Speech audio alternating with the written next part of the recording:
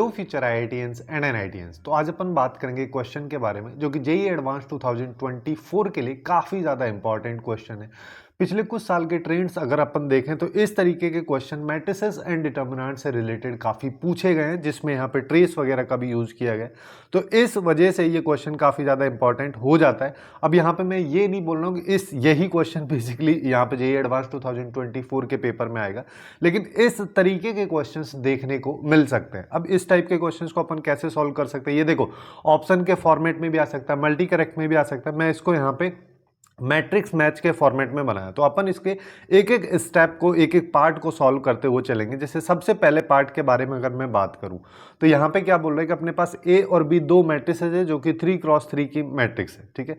फिर उसके बाद अपने को ये एक रिलेशन दिया हुआ है और फिर यहाँ पे जो बी मैट्रिक्स है उसके डिटर्मिनेंट की वैल्यू पूछा है अल्टीमेटली, यानी पी की वैल्यू पूछा है जो कि डिटर्मिनेंट की वैल्यू है, और पी अपने को यहाँ पे पॉजिटिव कंसीडर करना है। तो इसके लिए अपन यहाँ पे क्या कर सकते हैं, देखो यहाँ पे अगर मान लो मैं इस रिलेशन में देखता हूँ तो मेरे पास में यहाँ पे ऊपर एक डिटर्मिनेंट बना हुआ है, ठीक है, जिसमें एक तो बी मैट्रिक्स है, एक adjoint of A inverse into B इसका है मैट्रिक्स, और एक एडजॉइंट ऑफ ए, ये एक मैट्रिक्स है। तीन मैट्रिसेस अपने पास लिखी हुई हैं, तीनों मल्टीप्लाई में है, फिर ऊपर डिटर्मिनेंट है। तो यहाँ पे एक बेसिक प्रॉपर्टी जो आपको याद होनी चाहिए वो कि अगर मान लो कोई भी दो मैट्रिसेस मल्टीप्लाई, उनका डिटर्मिनेंट मैं निकाल रहा हूँ, तो इसको ऐसे भी अपन लिख सकते हैं, पहले डिटर्मिनेंट दोनों का अलग अलग निकाल लो, फिर उसको मल्टीप्लाई कर दो। बस इसी चीज को यहाँ पे अप्लाई करना है, जिससे क्या हो जाएगा, बी मैट्रिक्स अलग आ जाएगा मेरे पास में, और यहाँ पे आ जाएगा adjoint of A inverse into B, और यहाँ पे आ जाएगा adjoint of A divided by B matrix का डिटर्मिनेंट इक्वल टू 4। अब यहाँ पे बी से तो बी कैंसिल हो गया। अब देखो, अब यहाँ पे फिर से वही लिखा हुआ है। देखो एक और चीज है यहाँ पे, एडजॉइंट ऑफ ए बी, अगर दो मैट्रिसेस के मल्टीप्लीकेशन का एडजॉइंट अपने को निकालना है तो अपन इसको ऐसे भी लिख सकते हैं ना, adjoint of B into adjoint of A, इस तरीके से। तो यही चीज यहाँ पे अप्लाई कर देते हैं। तो अभी यहाँ पे क्या आएगा, यहाँ पे आएगा adjoint of A inverse into, अच्छा इसको चलो ऐसे लिख दो, एडजॉइंट ऑफ बी और एडजॉइंट ऑफ ए इनवर्स। देखो हम यहाँ पे अल्टीमेटली डिटर्मिनेंट निकाल रहे हैं, तो इसका ऑर्डर का यहाँ पे कोई फर्क नहीं पड़ने वाला है आगे चल के, ये भी आप देख पाएंगे। और यहाँ पे हो जाएगा एडजॉइंट ऑफ ए, ये इक्वल टू 4 है। अब देखो किसी भी एडजॉइंट का अब अगर डिटर्मिनेंट में निकालता हूं तो यहाँ पे क्या हो जाएगा, डिटर्मिनेंट ऑफ ए और इसकी पावर n-1, और यहाँ पे n की बात करें तो n जो है यानी कि ऑर्डर किसी मैट्रिक्स का वो 3 है, तो यहाँ पे इसका स्क्वायर हो जाएगा। तो जैसे यहाँ पे उससे पहले एक चीज और कर देते हैं, इनको अपन देखो, अब यहाँ पे अगर देखोगे तो ये एक मैट्रिक्स लिखा हुआ, एक मैट्रिक्स लिखा हुआ, दोनों मल्टीप्लाई में है, तो वापस से इनको सेपरेट कर सकते हैं। तो सबसे पहले तो सेपरेट कर देता हूँ, ये आ जाएगा और ये ए इनवर्स आ जाएगा, और यहाँ पे आ जाएगा adjoint of A equal to 4। अब एडजॉइंट ऑफ बी को मैं क्या लिख सकता हूँ, इसको लिख सकता हूँ बी का स्क्वायर, है ना। एडजॉइंट ऑफ ए इनवर्स को क्या लिख सकता हूँ, इसको अपन लिख सकते हैं यहाँ पे ए इनवर्स, है ना, ए इनवर्स इसका स्क्वायर, और यहाँ पे ये क्या हो जाएगा, ए का स्क्वायर इक्वल टू 4। अब देखो यहाँ पे ये जो बीच वाला पोर्शन है, इस पोर्शन में क्या है कि ये इनवर्स बाहर जा सकता है, ये पावर अंदर आ सकती है, ये भी डिटर्मिनेंट की एक प्रॉपर्टी है ना। उसकी हेल्प से अपन इसको क्या कर सकते हैं, जैसे देखो मैं यहाँ पे क्या बोल रहा हूँ, ए इनवर्स का डिटर्मिनेंट जो है, इसको नीचे लिख दे रहा हूँ यहाँ पे कि ए इनवर्स का डिटर्मिनेंट एक्चुअली में इस तरीके से लिखा जा सकता है, जिसको अपन आगे चल के ऐसे भी लिख सकते हैं। बस इसी चीज का यूज यहाँ पे करना है। तो यहाँ पे क्या आ जाएगा, बी स्क्वायर, और यहाँ पे 1 ये आ जाएगा, और यहाँ पे ए का स्क्वायर इक्वल टू 4। अब ये दोनों कैंसिल हो गया, तो अल्टीमेटली मेरे पास क्या निकल के आ रहा है कि बी मैट्रिक्स के डिटर्मिनेंट का स्क्वायर इक्वल टू 4। तो बी मैट्रिक्स की वैल्यू के डिटर्मिनेंट की वैल्यू अपने पास ±2 आ जाएगी। लेकिन अगर मैं पी की बात करूं तो पी तो एक पॉजिटिव नंबर है जैसा कि क्वेश्चन में बोला है, तो यहाँ पे पी की वैल्यू आ जाएगी अपने पास में 2। अब इसी को मैच करा देते हैं। यहाँ पे अगर मान लो मैं इसको मैच कराऊंगा तो मेरे पास इसका ऑप्शन ये वाला बन जाएगा, ठीक है।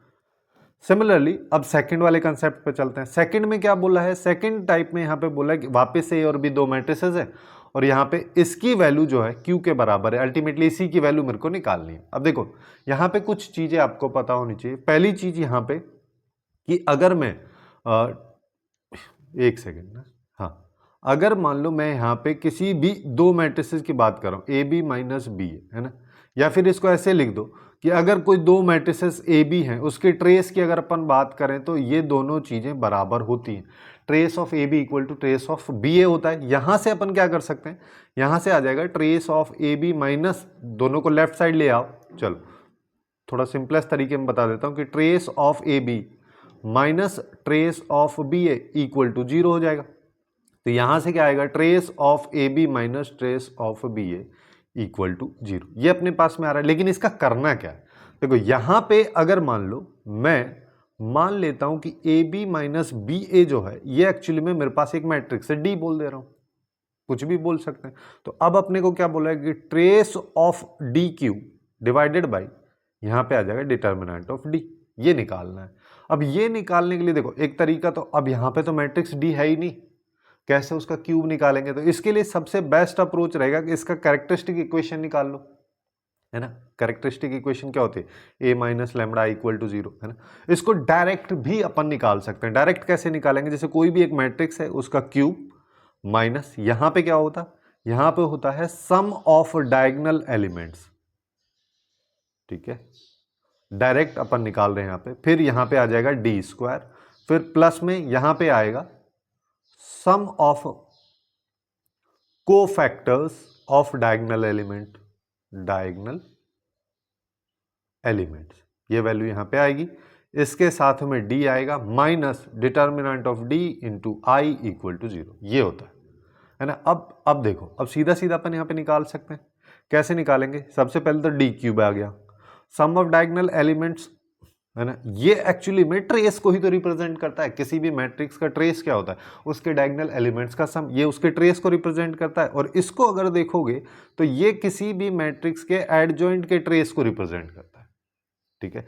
एडजॉइंट कोफैक्टर्स की हेल्प से तो निकाला जाता है। और जब यहाँ पे कोफैक्टर्स का सम अपन कर रहे हैं उनके डायगोनल एलिमेंट्स के कोफैक्टर्स का, तो मतलब एडजॉइंट जो है मैट्रिक्स का उसके डायगोनल एलिमेंट्स का सम कर रहे हैं, मतलब उसका ट्रेस, तो यहाँ पे ये आ जाएगा।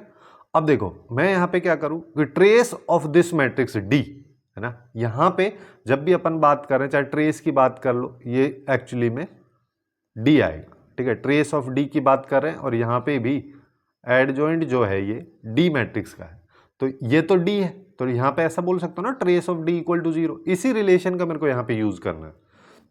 तो मेरे पास यहाँ पे 0 इंटू डी स्क्वायर आ जाएगा, यानी कि ये तो खत्म हो गया। Sum of cofactors trace of adjoint of D, है ना। इसको मैं कुछ मान लेता हूँ, अल्फा मान लेते हैं, है ना।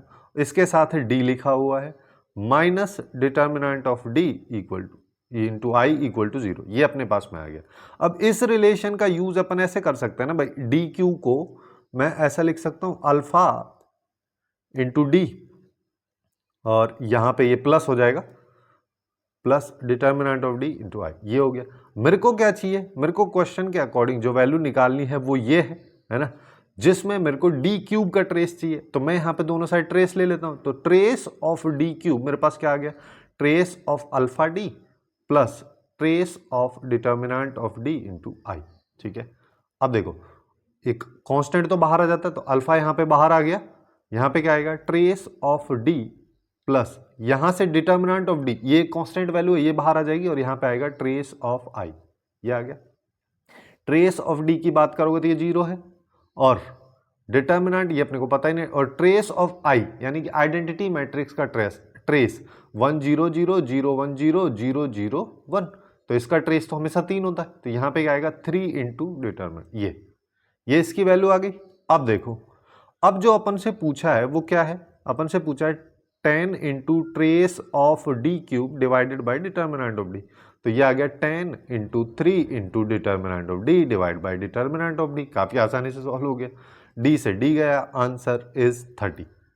तो इस तरीके से अपन क्यू की वैल्यू यहां पे निकाल सकते हैं जब मैट्रिसेस दी भी नहीं है तब भी। तो यहां पे इसके लिए क्या आ जाएगा, इसके लिए हो गए लास्ट वाला, है ना। अब नेक्स्ट वाले पे चलते हैं। काफी अच्छा क्वेश्चन है, यहाँ पे बहुत सारे कॉन्सेप्ट और बहुत सारी प्रॉपर्टीज का यूज अपन यहाँ पे कर रहे हैं। बिना प्रॉपर्टीज के क्वेश्चंस काफी ज्यादा कॉम्प्लिकेटेड हो जाएगा। जैसे देखो यहाँ पे क्या बोला है, अपने पास एक मैट्रिक्स है और M एक नॉन सिंगुलर मैट्रिक्स है, फिर बोला है कि इसका ट्रेस मेरे को बताना है, इसका ट्रेस अल्टीमेटली इसके इक्वल है, तो यहाँ पे R की वैल्यू बतानी है ना। अब देखो इसके लिए अपन क्या करेंगे, वापस से अपने को एक चीज जो अभी पिछले वाले कंसेप्ट में या पिछले वाले क्वेश्चन में अपन ने देखी थी कि trace of A B actually में ट्रेस ऑफ बी ए के बराबर होता है ना। तो मैं यहां पे क्या करता हूं, इसको बोल देता हूं ए और इसको बोल देता हूं बी, ठीक है। जिससे क्या होगा कि अपन trace of m inverse a cube m, इसको मैं क्या लिख सकता हूं कि ट्रेस ऑफ, है ना, तो यहां पे आ जाएगा a क्यूब m पहले आ गया और a m इनवर्स बाद में आ गया, b a के बराबर हो गया। अब m और m इनवर्स का मल्टीप्लीकेशन i होता है, तो अपन इसको लिख सकते हैं trace of a cube into I. किसी भी मैट्रिक्स को i से मल्टीप्लाई करने पे वही रहती है, तो trace of a Q. Ultimately मेरे को ये फाइंड आउट करना है जिसमें a मैट्रिक्स ये अपने को दे रखी। अब इसके लिए मैं यहाँ पे क्या कर सकता हूँ, इसके लिए एक तरीका तो ये है कि पहले ए क्यूब निकाल लो, उसका ट्रेस निकाल लो। दूसरा तरीका यहाँ पे जो पिछले क्वेश्चन में अपन ने देखा कि इसका भी कैरेक्टरिस्टिक इक्वेशन निकाल लो। इसका कैरेक्टरिस्टिक इक्वेशन अगर मान लो मैं निकालता हूँ तो मेरे पास यहाँ पे क्या आ जाएगा, ये तो हो जाएगा ए क्यूब और इसके सम ऑफ डायगोनल एलिमेंट्स, तो यहाँ पे कितना हो जाएगा 8a² प्लस अब क्या करना है, अब यहाँ पे इसके एडजॉइंट्स का निकालना है मेरे को। जैसे इसका कोफैक्टर्स है ना, ये 1 है, 1 का कोफैक्टर क्या आ जाएगा 12 माइनस 2, तो ये हो गया 10, है ना। इसका सम कर देना है। फिर उसके बाद में इसका 3 का अगर मान लो मैं करूंगा यहाँ पे, 3 का कितना हो जाएगा, ये हो जाएगा 4, ठीक है। सिमिलरली 4 माइनस 0 होगा, अल्टीमेटली 4 ही हो गया। फिर मेरे को 4 का निकालना है, 4 का निकालने के लिए अपन यहाँ पे क्या कर सकते हैं, ये आ जाएगा 3, ठीक है, और ये आ गया, और यहाँ पे a आ गया माइनस डिटर्मिनेंट निकाल लो। इसका डिटर्मिनेंट निकालोगे पहली रो के रेस्पेक्ट में खोल दो, बाकी सब तो 0 है, तो 12 मैंने तो ये हो जाएगा अपने पास में 10 इक्वल टू 0। ये अपने पास में इसकी वैल्यू आ गई। अब देखो तो मैं यहाँ पे क्या लिख सकता हूँ, a cube minus 8a² plus 17a minus 10i। अच्छा एक चीज और देख लो, ये जो है ये ट्रेस ऑफ एडजॉइंट a है ना, क्योंकि ये बाद में अभी काम आएगा। कैसे काम आएगा वो भी देखना। जैसे ये अपने पास में मैट्रिक आ गया है, इसका कैरेक्टरिस्टिक इक्वेशन, लेकिन मेरे को चाहिए यहाँ पे ट्रेस ऑफ a क्यूब। तो ट्रेस, अच्छा इसको पहले ऐसे लिख दे रहे हैं कि a क्यूब इक्वल टू क्या आ जाएगा 8a² minus 17a plus 10i। अब ट्रेस ऑफ a क्यूब निकालने के लिए सबका अलग, trace of a plus B क्या होता है, trace of a plus trace of b। तो यहाँ पे आ जाएगा trace of 8a² minus trace of 17a plus trace of 10i। तो 8 यहाँ पे बाहर आ गया, तो ट्रेस ऑफ a² यहाँ पे आ गया माइनस 17 ट्रेस ऑफ a यहाँ पे आ गया प्लस 10 ट्रेस ऑफ i यहाँ पे आ गया। अब देखो, अब अगर मान लो मेरे को a क्यूब का ट्रेस की वैल्यू निकालनी है, तो मेरे को a² का ट्रेस पता होना चाहिए, है ना। अब a² का ट्रेस के बाकी तो a का ट्रेस तो अपन काफी आसानी से निकाल लेंगे, और इसका आइडेंटिटी मैट्रिक्स का ट्रेस तो अपने को पता ही, बाकी दोनों वैल्यू तो पता है। तो सबसे पहले अपन ट्रेस ऑफ a² निकालते हैं, है ना। वैसे a² a क्यूब मैट्रिक्स निकालने से थोड़ा आसान ये हो जाएगा, लेकिन मैं समझा रहा हूँ तो थोड़ा ज़्यादा टाइम इसमें लगेगा, है ना।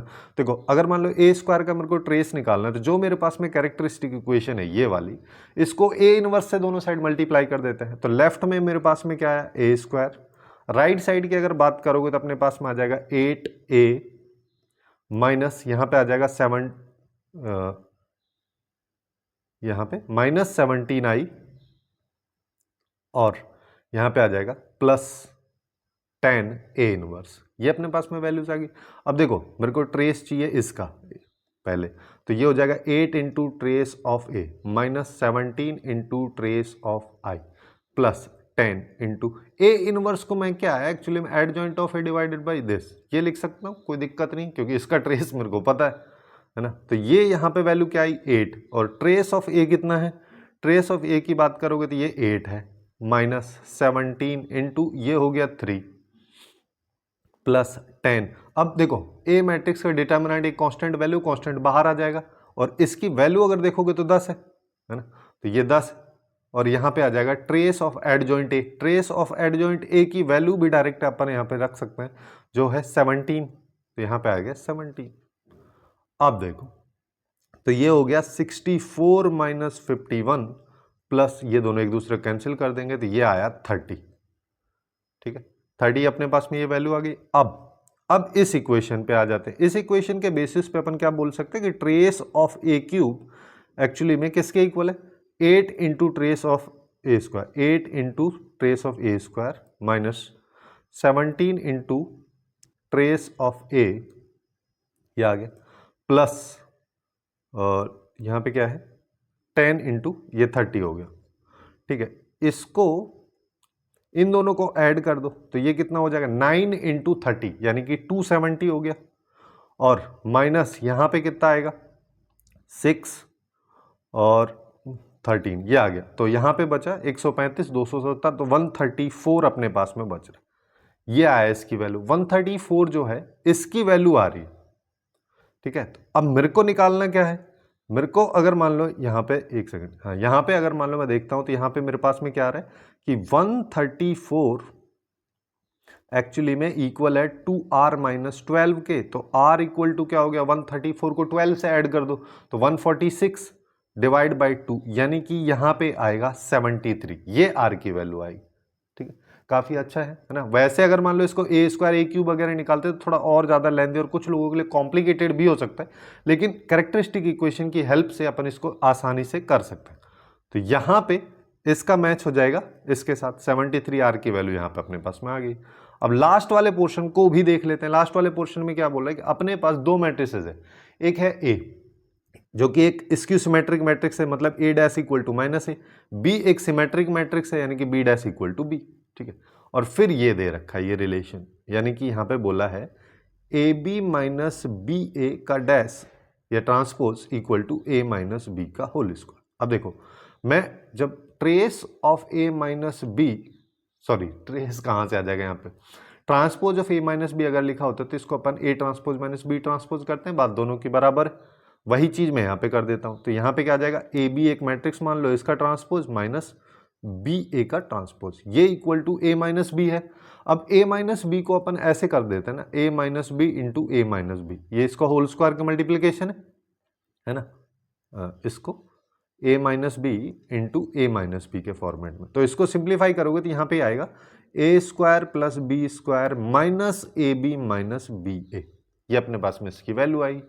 अब देखो अब एक चीज यहाँ पे अपन देख सकते हैं, जैसे अगर मान लो मेरे को ट्रांसपोज किसी भी ए बी मैट्रिक्स है, इसका ट्रांसपोज निकालना तो क्या होता है बी ट्रांसपोज ए ट्रांसपोज, है ना, उल्टा हो जाता ना, वही सेम चीज यहाँ पे अप्लाई कर दो तो ये हो जाएगा B transpose A transpose minus A transpose B transpose equal to A square plus B square minus A B minus B. ये बहुत आसान है वैसे, है ना।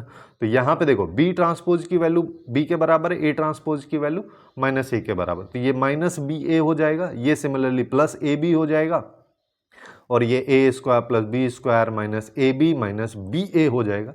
अब देखो बी ए इधर भी है इधर भी है गया, तो अपने पास क्या है A square plus B square minus A B, और उस ए बी को भी इधर ले आओ तो minus A B equal to 0, यानी कि A square plus B square minus 2ab equal to 0। अब यहाँ पे 0 क्या है, 0 एक्चुअली में एक नल मैट्रिक्स है यहाँ पे, ठीक है, क्योंकि पूरे इक्वेशन मैट्रिक्स के फॉर्मेट में तो ये भी एक मैट्रिक्स होनी पड़ेगी, तो नल मैट्रिक्स है।